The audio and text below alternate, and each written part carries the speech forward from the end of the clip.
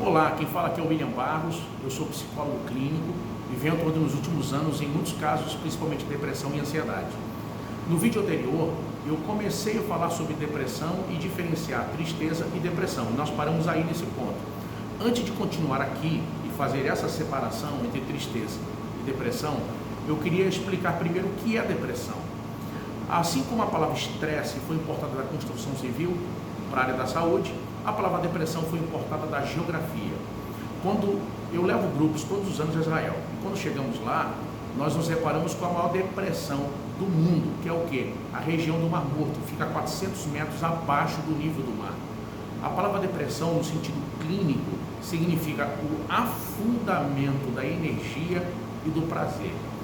E nesse ponto, a gente precisa separar o que é tristeza de depressão. Uma pessoa pode estar triste sem necessariamente estar sofrendo de depressão.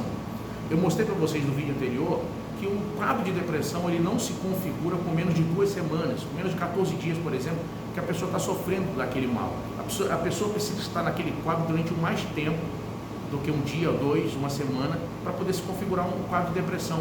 Porque é muito possível que uma pessoa, por exemplo, por uma perda de alguém querido, pela perda de um emprego, por uma situação de momento, ela possa ficar triste, abatida e não necessariamente estar com depressão e ela automaticamente se recuperar. Mas no quadro de depressão nós vemos ali a patologia, a pessoa não vê saída para o problema. E aqui eu vou começar a diferenciar com vocês tristeza e depressão.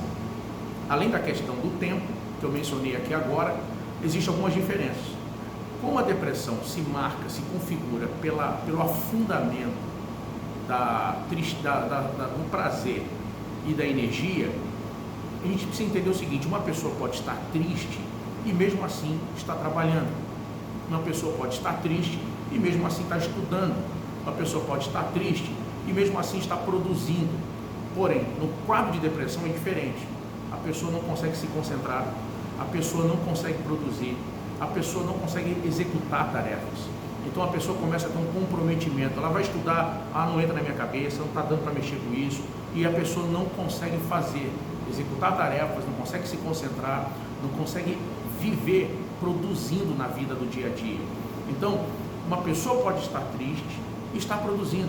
Uma pessoa com depressão, vai haver um comprometimento nessa execução, nessa produção, nessa vida útil, prática do dia a dia.